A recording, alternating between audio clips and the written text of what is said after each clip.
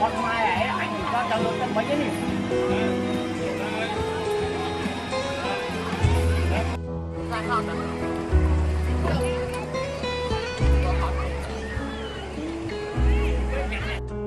You and me are thrifty, so all you can eat. I look your bag and I fill up the plate. We talk for hours and hours about sweet and sour and how your family's doing okay. Yeah, in a taxi, pressing the taxi. Pushing pull like a magnet. My heart is hard with your love. Last night you were in my room. Now my bed sheets on the pushing pull like a magnet. Sheets smell like baby discovering something I know it. I'm in love with you.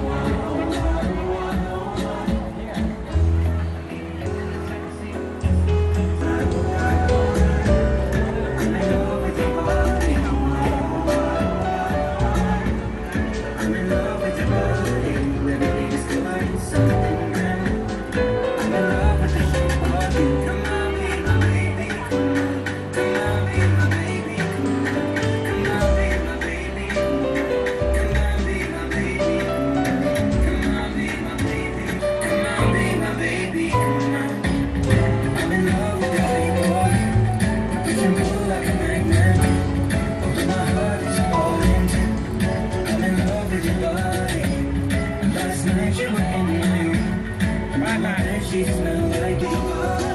Come on, be my baby. Come on, be in love with your body. Come on, be my baby. Come on, be in love with your body. Everything is covering something new. I'm in love with the shape of you. I'm in love with your body.